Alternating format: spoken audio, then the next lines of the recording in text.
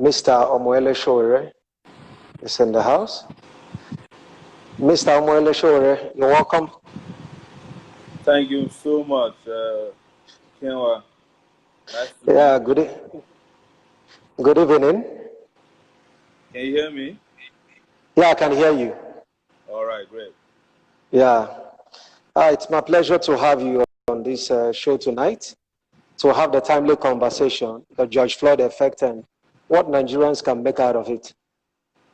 Yes. Okay, just a quick background for the sake of our listeners. Who is George Floyd, and what can we make out of all of the protests? Why was there a protest recently that disrupted all of the world's attention that was focused on the pandemic? All of a sudden, the desire to tackle injustice to one and, of course, injustice to all took the stage. So who is George Floyd, and what can we make out of that story? I didn't hear that part very well. I had an interrupting call. You said you Okay. wanted me to tell them the story of George Floyd? Just a brief background, like of the George Floyd protest and the riot here. Yes. George Floyd is a U.S. citizen who was a bouncer in the state of Minnesota, particularly in the city of Minneapolis. So about 4 police officers accosted him, accusing him of.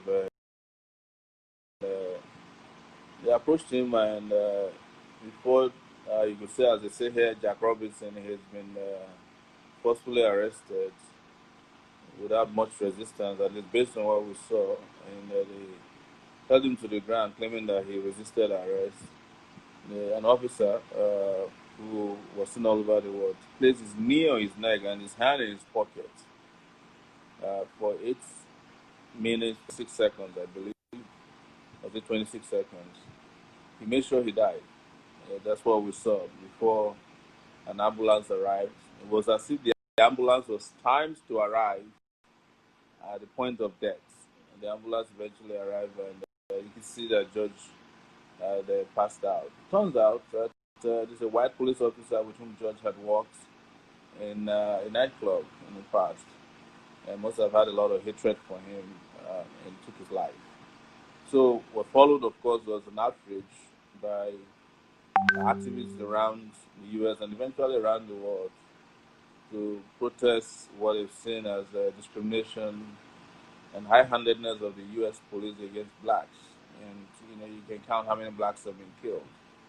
But contextually, we also, at that same point in time in our life, was undergoing a lockdown in Nigeria here. And our own security agents, they killed 12 people by the time we stopped counting, just for the first week of the lockdown. In Warri, here in Abuja, I think in Lagos, Port Harcourt, several places people were killed. And the question we keep asking ourselves in larger context of it is like, why was there no reaction in Nigeria? As a matter of fact, the reaction to George Floyd's death from Nigeria far outweighs the reaction to Nigerians that really being killed here at home. In fact, it got to the ridiculous point where some guys who were the same people that came to court to ask the federal government to lock me up, the same guys who attacked Deji Adeyanju when he went to the Human Rights Commission to fight for my release, the same guy also went to the U.S. Embassy to protest George Floyd's death. So you see the irony and the contradiction in our lives in this country called Nigeria. So, and as you have seen all over the world, there's been an outrage.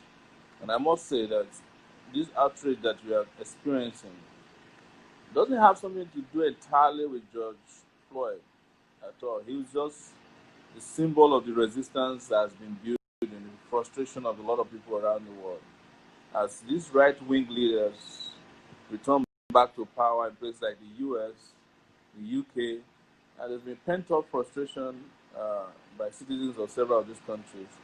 over their own treatment in the hands of their government. And when the opportunity came with George Floyd's death, they went after the instrument of state, the most prominent symbol and instrument of cohesion and oppression and suppression. That's the police. But what people are saying about the U.S. that they didn't know before now is that the U.S., in the United States, is a police state, completely police state, where the use of unreasonable force has become a state policy. But I think this was aggravated by the election of the man now in power, who has made it a policy to stir racial tension in the country. So I guess this explains what I think could be an intro to our conversation. Oh, okay, thank you so much. Thank you so much, Mr. Sowore. I was particularly kind of captivated by the spontaneity, the instancy with which people took to the streets. It just appeared there have been long-term planning. And I'm just wondering, is it that in Nigeria we've not really seen enough for people to exhibit that level of spontaneity? Let me follow it up with one of your quotes, that of course, for a people to experience the needed revolution, they just have to fix a date, not subject to the approval of the oppressor. It's one of the statements you made. So I am wondering, that schedule you spoke about, is it something that comes by law of natural selection? Some people believe that for you to have a revolution, you don't actually need to set a date like you did sometime last year. That it's just something that has to, come on its own. Or is there also a room for people to schedule a date, to stand for what they believe in? I'm glad you use the word start. You can schedule a date to start a series of action that will eventually end up in the kind of result revolution. And that is what we started last year. We chose a date because we wanted to start a series of actions. And we called that date the beginning of the day of rage. That we want the whole country to stop and watch and say no, enough is enough with what is going on in Nigeria. And unbeknownst to a lot of people, it started on that date. And whatever happened after then has been building public consciousness in a way that is commendable. And that doesn't mean that the day you start is the day that the revolution will end. It's a series of events. If you look at Nigeria today, you can tell that there's, pent-up anger, there's frustration, and there's consciousness. Because you can be frustrated, you can be angry. If there's no consciousness behind it, you will not, have any outcome that is desirable. But I don't think we have enough yet. I have to be honest with you. I still haven't seen enough consciousness that can lead us into the kind of protests or direct action that you saw with George Floyd all over the world, or like the kind of direct action we saw this last weekend in Mali. I don't know if you've heard about Mali. There's some activities that's this last weekend, and they asked their president to leave. So what is happening is that I'm seeing more and more of objective conditions that will help people to move one day, and I think we will move. I just don't have a date for you. I don't have a crystal ball that will predict that date. Okay. But I think Nigerians are getting there, and the lockdown, the COVID-19 lockdown may have helped and not helped. And there are two other factors that is sports, soccer, football. Whenever you see soccer, especially when the seasons are in top gear, a lot of Nigerians get distracted by soccer. Everybody's talking about European soccer, the English Premier League. That's a major distraction, honestly. And if in the middle of it, you then have another major competition coming up, assuming we're going to have the Olympics, I think in 2020, I would have been worried. But now I heard the Olympic has been shifted. So the second is religion. it takes a lot away from public consciousness because that is where the real Kool-Aid is served on our people. When people go to church on Sundays, Friday mosque, and it's a cycle that's never ending. I keep telling you the same thing: calm down, pray for the leaders. Don't worry, everything's gonna be all right. Don't worry about this world. The heaven is waiting for you. But the religious leaders are having a good time here and there. Great time, flying jets, uh, sending their children to some of the best schools in the world. When they are sick, they don't drink. They don't drink holy water. They go to real hospitals. They fly out. They go on medical checkups, like just to keep well, so that they can keep the people in that state of you know being served the opium, which is what religion does to people. So those are two factors that may come back and take this away. But I hope that we continue. The conversations are aggravating enough to keep people on their toes and ready for when our own time will come, and I'm sure it will come sooner than later. Okay, thank you so much. You just cited a reference of religious leaders. And when you also look at the traditional institutions, you also discover we have some challenges, not to talk about the political leadership. What accounts for this bad leadership all across both traditional, religious, and of course political? Is there anything with wrong leadership when it comes to Nigeria? One of them is history. We've had a broken history of bad leadership, right? It's the truth. And they've been here with us. They've been doing what they like. It started from the periods of slavery down to colonialism and then independence. We have the misfortune of having a broken history of bad leadership. So we can't even point to in my own lifetime, and I'm going to be 50 soon. I can't point to any good leader in this country. No, not in my lifetime.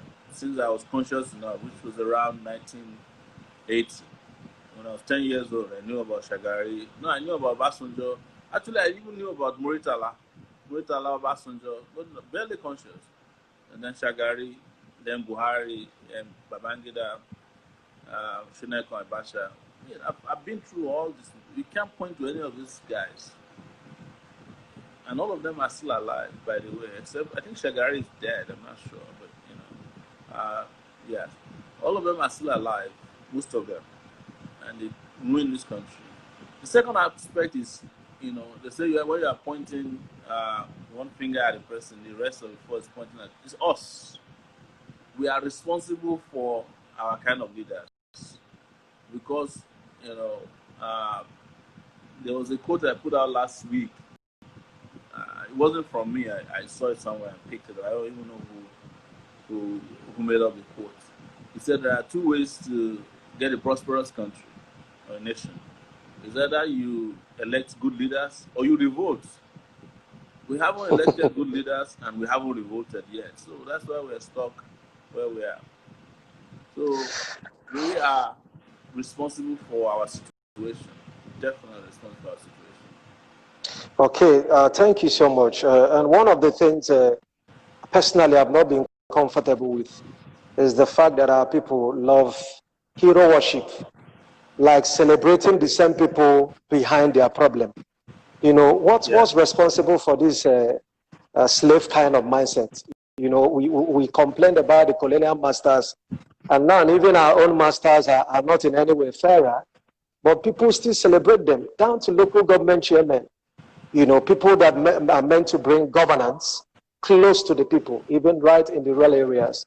But the impact of governance is not felt, in most cases in the 774 local governments in Nigeria, which is designed to ensure that governance gets to every person at the grassroots.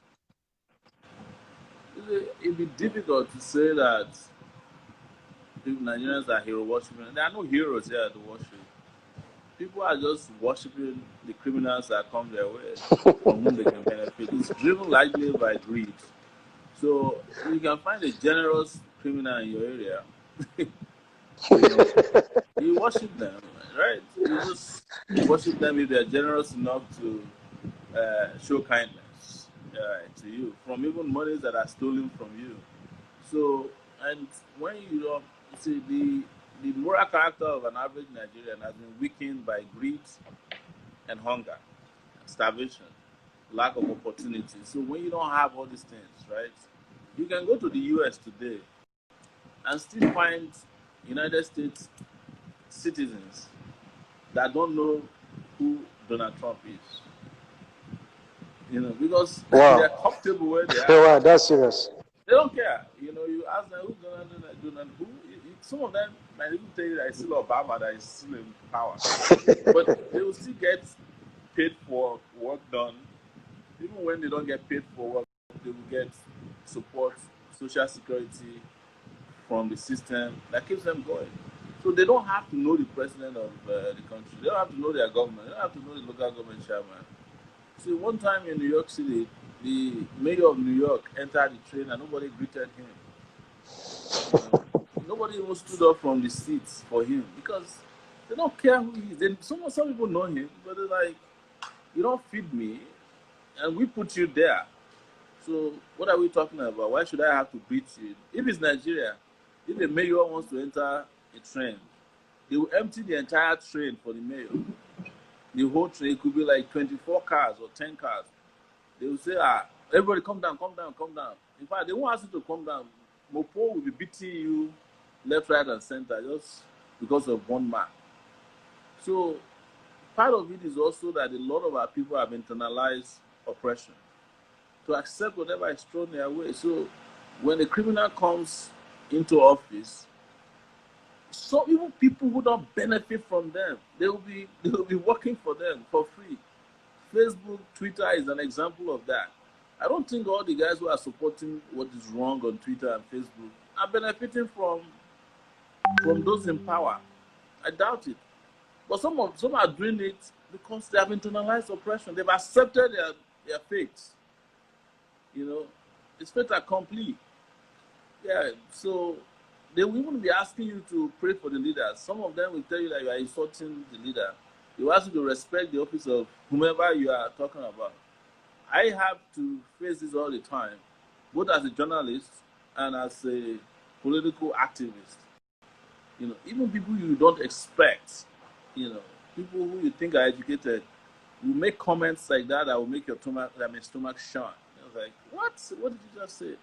Those are things of internalization of oppression. And there's nothing you can do about it until you change that culture, you change the country, and you change the kind of leadership that has made that possible. Because one thing you got to recognize about all of this, is that the situation that Nigeria is in today is well organized. They organize Nigeria to be poor.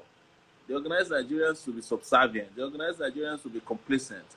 They organize Nigerians to be conditioned in several ways that you see them today.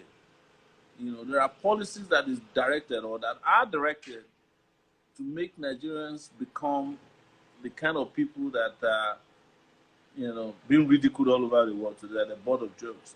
I mean, imagine a single person in Ghana went and demolished the diplomatic, you know, very unfortunate diplomatic property belonging to the Federal Republic of Nigeria. There's no madman that will do that to the U.S. Because why? The U.S. can determine that the offense you committed even in your own country is punishable in their country. And they'll get you extradited. Yeah. I quite agree with you. Let me quickly Somalian pirates that were not hijacking U.S. boats, some of them were taken to the U.S. to face trial. So nobody would do that. You think twice. You think twice if you are going to do that to European countries. You think about sanctions and the consequences. But it's Nigeria. They look at it as look at weak leadership. There's nothing to do to us. Those, you know, like a whole block of buildings on a diplomatic property. So that tells you that this thing is not only at home, it's also abroad. Nobody respects us because we don't respect ourselves. And we have not acted as a majority, we have not acted as a respectable people. You see, when you are dealing with a South African today, your position about a South African black person is that he has fought for freedom, that he fought apartheid. You know, what do you see of Nigerians? You just look at them as, is it not, I think it's not the same people that have been governed by dead people, incompetent people, brain dead people, you know, people who don't know their left from their right, illiterate. You look at us the way they look at us. Even a woman. There was a video Mr. Sowore, let me quickly interject. You know, just I think yesterday I tweeted something about you know, the Ghana issue of destroying our diplomatic property, and I did say I made a particular statement. I said, well, respect is reciprocal, and so is disrespect. That and I asked a simple question. I say, is the Ghana embassy in Nigeria, is it not costly enough? Some minutes after, I got a call from the Ghanaian embassy. Even though I missed the call, I saw through caller, it was Ghana embassy that called, and also checked on the website, and I saw that. And I was wondering if, as an individual, a high commission could reach out, because I know my right as a Nigerian. What would make the president of Ghana, if he says he's looking into this particular matter, not to reach out to our president? Yes. No, look. I'm not going to ask Nigeria to go and invade Ghana before, because the Ghanaian demolished the embassy of Ghana. I mean, the embassy of you know, property. No, that's not what I'm preaching. I am saying that over time, if we have been a respectable nation, you know, a nation state that is respected by other nations, we would have not found ourselves in the situation we found ourselves. Nobody would have had the effrontery to just go demolish. It wasn't demolished by the Ghanaian government, so there's no need even punishing the Ghanaian government. It was demolished by a Ghanaian who claimed that Nigeria is the owner of the land, and claimed that Nigeria did not, they had asked Nigeria to relocate their property, and they have refused. But to know that there was complicity and lack of respect for Nigeria, law enforcement agents did not even show up when they called them to come and do something about it. Because, again, it plays to my position that nobody respects us, gentlemen and ladies. Nobody. The people don't respect us. And you cannot, you see, you earn respect. You can't force people to respect you. So let's assume that another mad person goes to the Ghanaian embassy and demolish it with a caterpillar, you know, with a bulldozer. It won't earn us respect, because that respect is not going to come from, you know, that stupid reciprocity. I don't advise it, and I will never encourage it. I won't support it. But you said something that you got a call from the Ghanaian High Commission in Nigeria. That tells you that they are responsive enough to everything to call you, right? If it was, you cannot get a call from the Nigerian embassy in Ghana, even if you need anything from them. If you call them, even the one in New York, if you call them, their phone rings forever. It doesn't even have a voicemail, I think. Maybe now they do. You can't find anybody in Nigerian embassy, high commission, permanent high mission, mission, anywhere to respond to you, except if it is for the VIPs. If someone is coming, if it's daughter of a VIP is coming to have a baby or son, yes, they will deploy all the resources at their disposal to support that person, but they don't work or fight for Nigerians. That was why it was strange to Nigerians when they saw a Nigerian consulate officer or consular officer who went to fight for some Nigerians in China the other day. It was so novel. People started sending me the videos. Like, finally, you know, there's somebody who can stand up for Nigerians within the Christian circles. But I'm just saying that it's not doing something stupid that will earn us respect. It's building a nation that is respectable, that respect. It's the way our leaders treat us here that people look at when they see us outside. They treat us like animals. So you don't expect other this. You know, these things they see on a daily basis. They read our news. You see us on the internet, Facebook. You know, all the social media platforms, microblogging platforms. They see that our leaders treat us like crap. So why won't they do the same thing to us? Okay, and One of the things I've also wondered, leaders are quick to travel to overseas. They see lots of wonderful things, but are unable to replicate them in their nation. Sometimes send their kids abroad to have access to the best form of education. So, but why do you think they don't have the desire, the passion to replicate same? You want something good, but you don't want to, to grow it in your own vineyard. Honestly, you cannot give people what you don't have. See, you can see something, you can't replicate it if you don't have knowledge, if you don't have exposure, if you don't have will and conviction to do what is right. Most of our leaders, when they go out as tourists. Even when they attend international events, they attend as a group of tourists. And when you do that, you can't replicate what you see elsewhere because you went to see there and keep it there so that it fascinates you. You know, there was a time that the president of Nigeria, I think it was under Goodluck Jonathan, traveled with over 600 people to Israel, right? The population of Israel is not, I don't think it's more than Abuja, or Lagos. I don't know. I don't want to speculate too much. And then you see, he's wearing the Jewish toupee, and they're placing hands on his head. And, I'm sure the Israelis are laughing at them. Like, your president came for tourism, It doesn't make sense. But if you go to Israel, they didn't bring anything back from Israel that can be replicated here.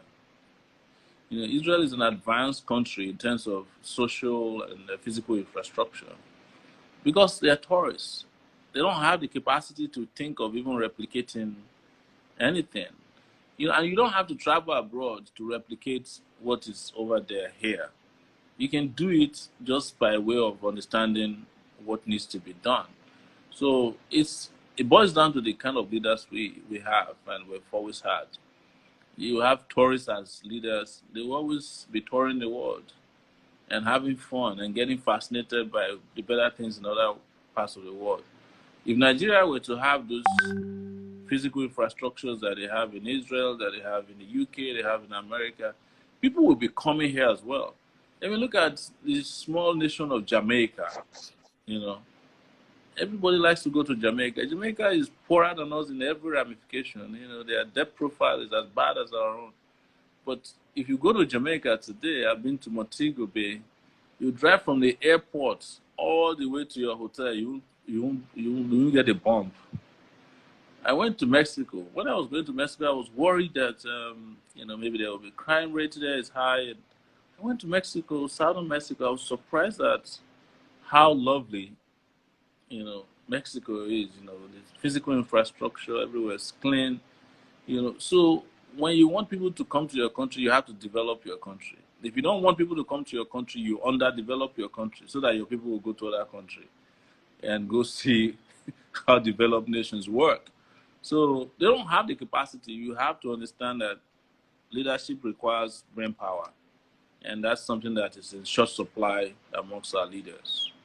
Or rulers. Okay, yeah. One of the major concerns we've shared as a people is the very fact that the teeming population of young people, it's always on the rise, but there's no strategy to ensure proper youth engagement, that young persons are properly deployed as developers, as nation builders, having something to do to contribute to the issue of nation building. And of course, you've mentioned about sports and entertainment, which in some cases, when young persons are, hooked up to that, and also to the social media, many actually assume that they are employed. Sometimes, I used to say before the advent of social media, when someone is out of school for 2 months and you don't have a job, you can get bored, but thanks to the social media, you can migrate from one platform to another. And many people only remember they're unemployed when they run out of data. So what can we actually make out of the teeming population of young people? We have to be grateful to technology, or grateful for technology as well. Because data has also become a resource.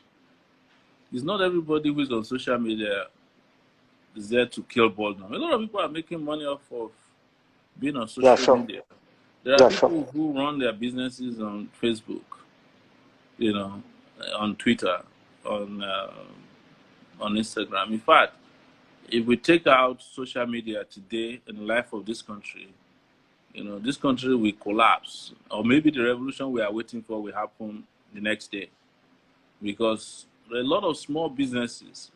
Nigerians are interestingly very innovative people. So a lot of people have created, their own little businesses around the social media platforms, and they are using that to sustain themselves as self-employed persons. They are using that to also network and get support from others. So were it not for Facebook, maybe some people will not even have money at all. But even Facebook can help you with panhandling, which is to ask help from many people. Maybe out of 20 people, somebody will give you, 5,000 naira sometimes. And out of that 5,000 naira, you can. So social media is helping to democratize wealth. It's just not the way, to make it if the country was working. I'm just giving the Okay. example just to let you know that oh, and if we had the right kind of leadership here, Nigeria would have become a tech hub where we can be making apps. We can even have backends for international corporations to be receiving and handling phone calls the way they are doing in India. It's tech that pushed India to where it is today, prosperously. Okay. So whose responsibility is it to make that happen? To create that policy direction in terms of digitally wired leaders, not these analog people. Yeah. Okay. I So mean, look at the communication sector, which is in reality is bigger than oil right now. Look at the person who was former communication minister, who former there was what's the guy from Oyo State? I forgot his name. is it for NCC? Are you talking about NCC? The guy who said I was inconsequential. Okay. That's Shitu. That minister who is now Shitu. in the Shitu. Yeah. Sorry. So people like Shitu, I don't even think that Shitu knows how to operate an email. I'm telling you, I've been beside him one-on-one. He doesn't believe in women's rights. He covers the faces of his wives. He has, he doesn't understand how the modern world works. Then you move from Shitu, you go and put Patami there, who is also an Islamic teacher. He doesn't talk to women. He doesn't shake hands with women. He doesn't believe in equality. He probably also doesn't know what technology means. But he's the minister in charge of communication. They don't believe in internet freedoms. And that is key to communication, modern communication. So when you have all these, square pegs and round holes, you are screwed. And on top of it, the man at the top, the guy at the top, that's Boo himself, Buhari.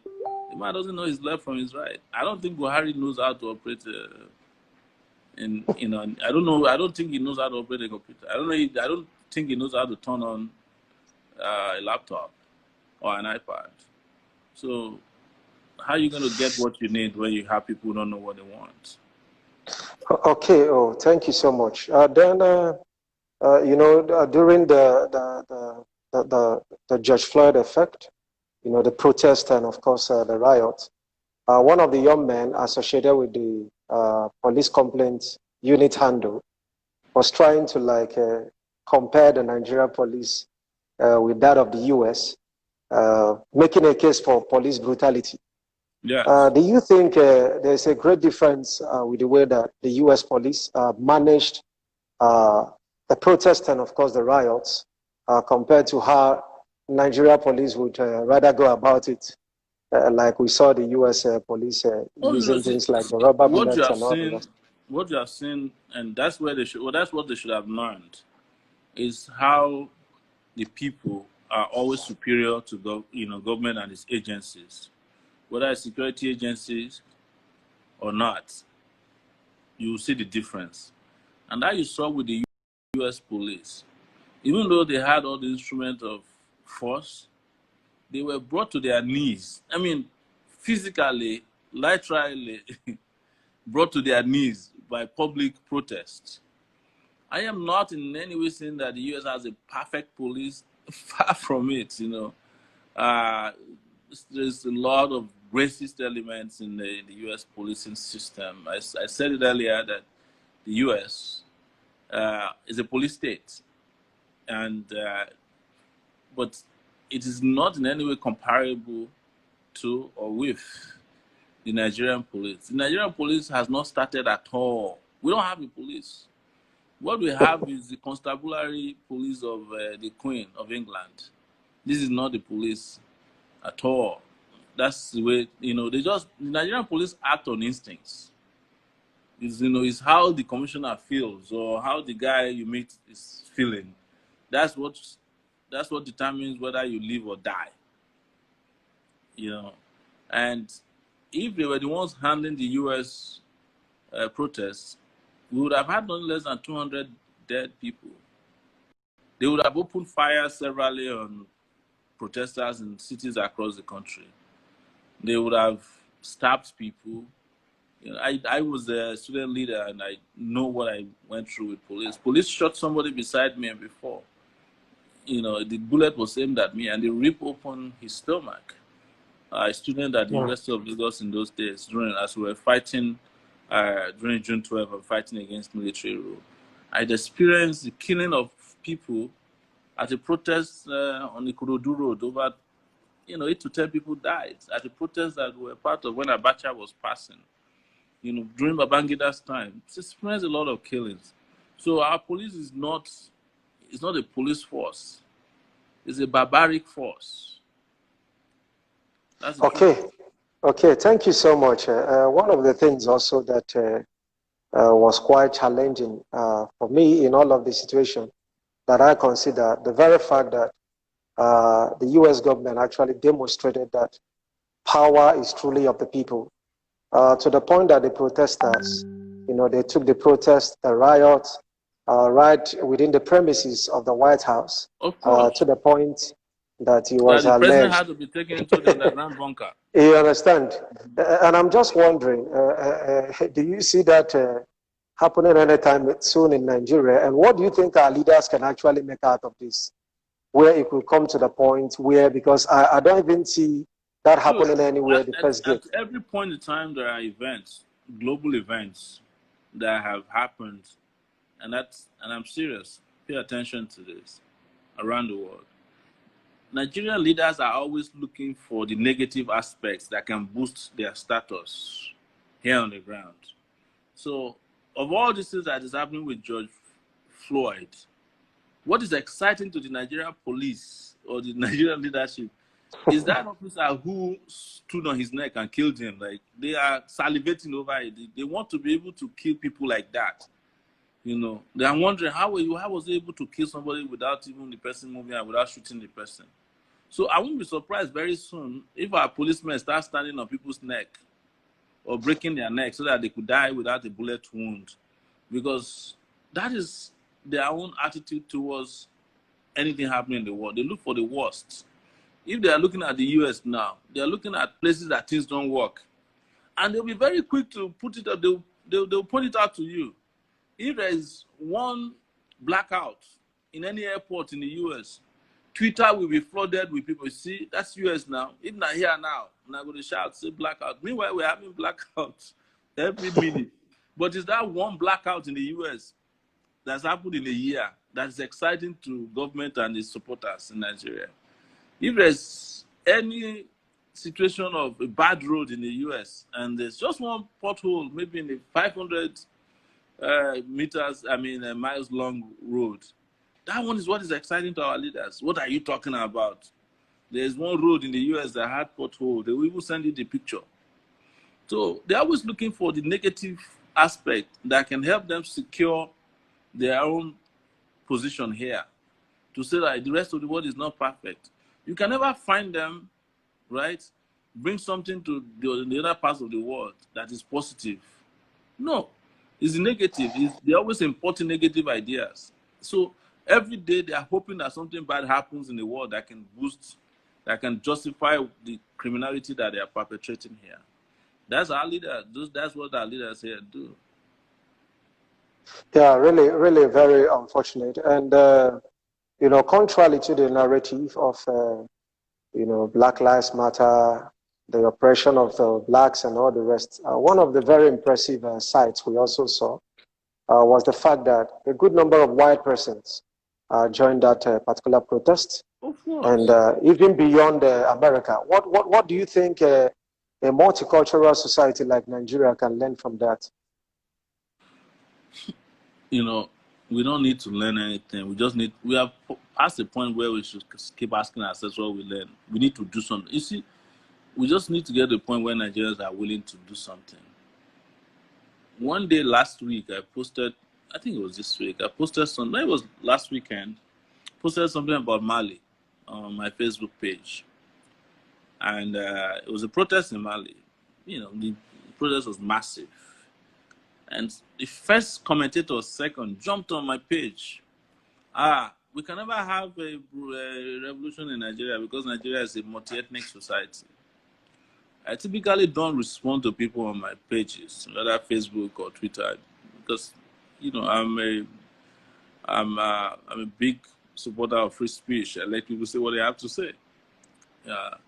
And I had to answer to the person that, so there are 80 languages spoken there are over 80 ethnic groups in Mali speaking different languages. So it's not an excuse. Yes, we have 250, ethnic groups in Nigeria, but we are 200 million people. Mali is not up to that amount of, their population is nothing close to ours. So what are you talking about? People always perpetually looking for excuses. So going back to your question about, the number of people that participated. See, even during apartheid, there were blacks who supported apartheid. And there were whites who were against apartheid. In fact, there were some black South Africans who supported apartheid inside South Africa. During the civil rights movement in the US, there were blacks who were supporting the oppression of blacks. They called them Uncle Toms, who were very vociferous against Martin Luther Kings of this world. The same thing happened here. When Ken Saro-Wiwa was killed, there was a rally in support of his killing in Port Harcourt. When Abiola was jailed, there were Yorubas, traditional rulers, priests, all of them who were going to Abacha, Babangida, not release him. I remember vividly the Oni of Ife. The late Oni of Ife was part of them. They were all doing deals behind our back, going to Babangida to collect money.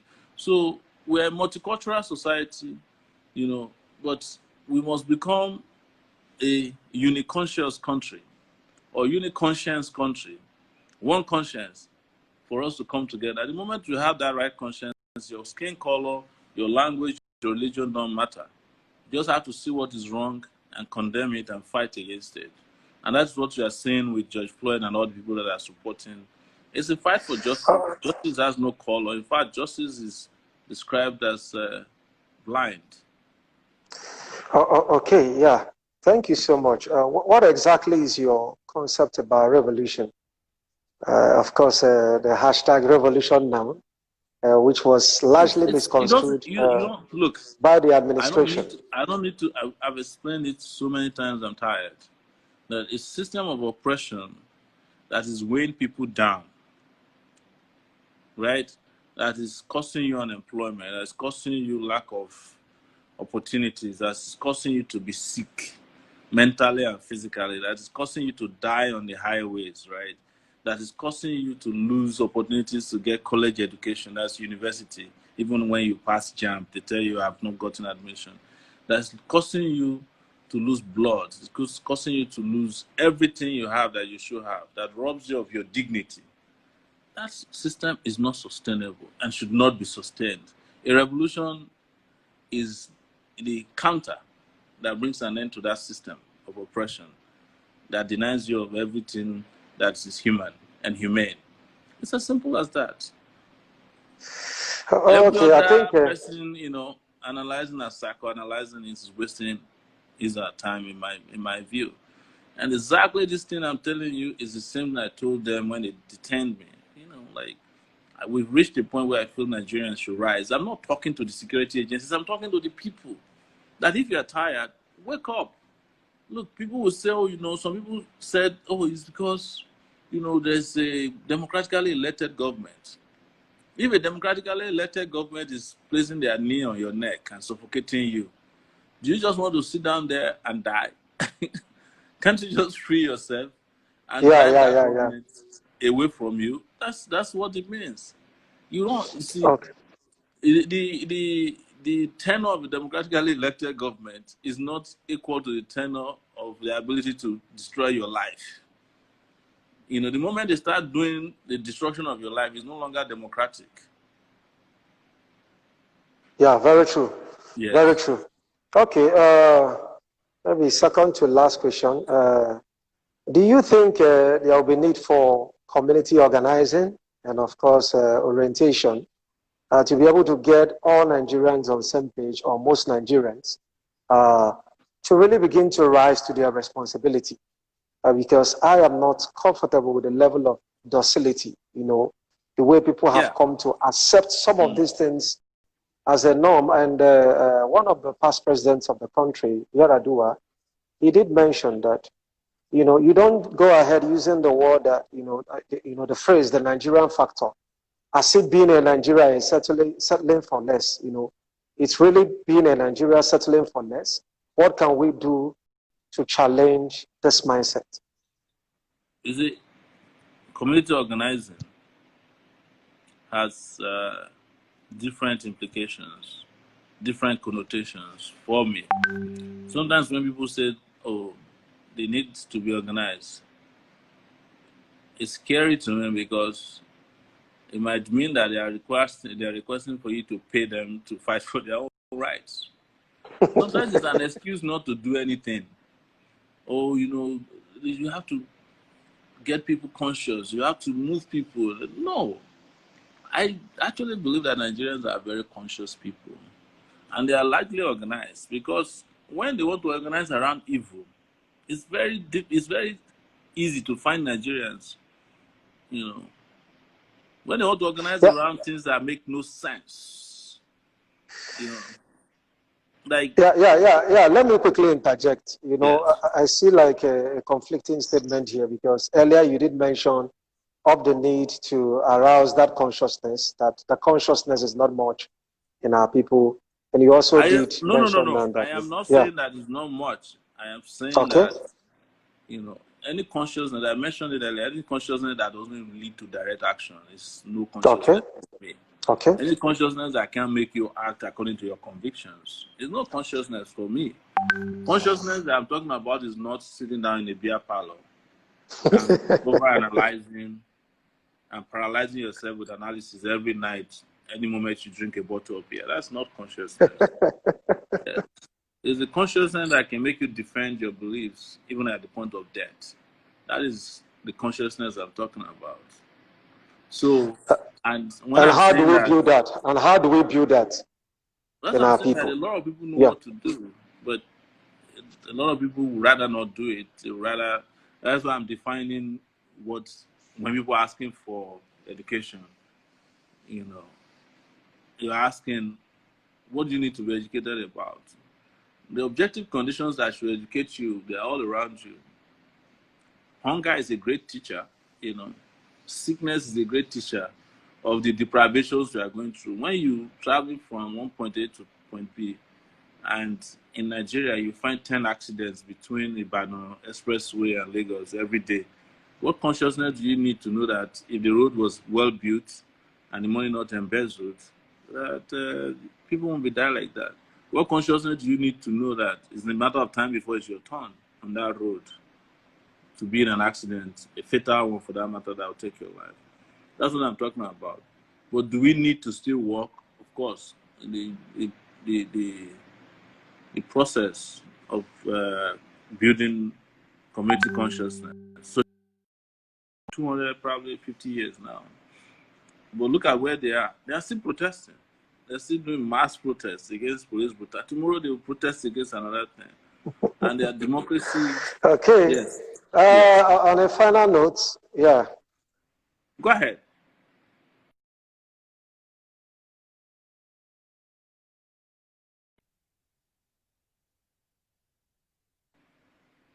I think it's 30 minutes. Okay, yeah. On a final note, yes. I have a great concern, and of course, that is the fact that many patriots that has actually fought for this nation has actually left not knowing what it means to have a nation that truly worked. Do you have such fears? Do you have such concerns that you want to see a Nigeria that truly works in your time? And what will be your final advice to our listeners out there in terms of ensuring that this nation gets to work in our time?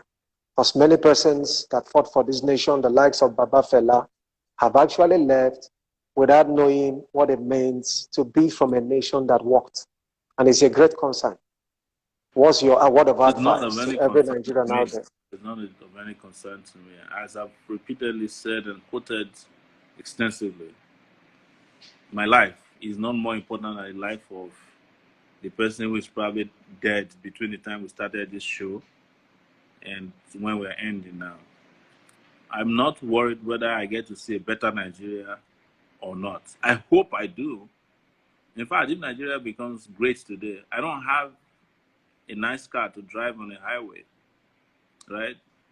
So the people that will likely benefit from good roads, good hospitals, are the same people who are standing against us. Look at how many of them are stuck in Nigeria right now. Governor of Abia in Abuja taking treatment. Former governor of Oyo State in Lagos hooked to a ventilator. Chief of staff in Lagos didn't survive. Many of them are sick because they can't get anywhere. Even now, we are finding out from some of the records available to us that they have been secretly traveling to London. They have been secretly traveling a lot recently to London.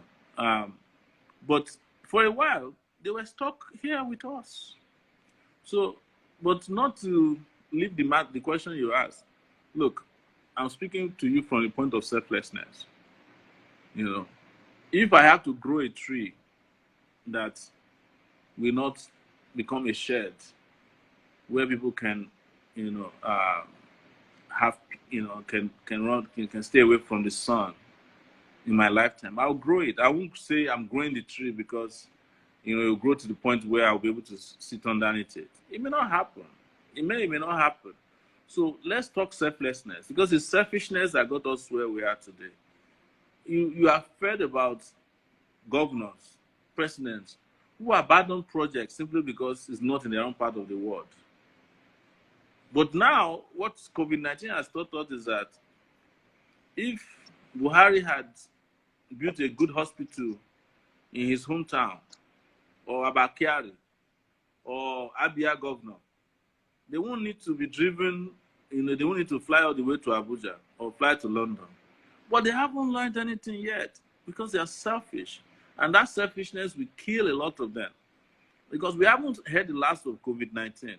We haven't. And I'm not saying that COVID is here it's not my own prescription for karma. No.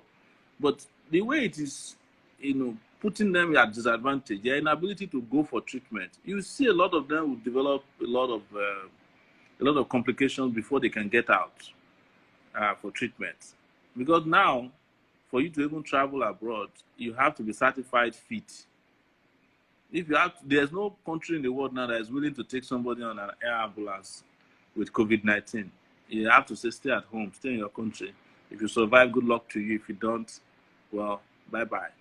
Don't bring your COVID-19 to our country. No country is willing to accept a COVID-19 patient right now. Patient. Yeah, yeah, So yeah. this is Yeah, very why true. we must all become selfless. And I'm talking to young people. It is not difficult to stand together. Stop the whole excuse you are giving about why Nigeria cannot experience a revolution or Nigeria can never be good.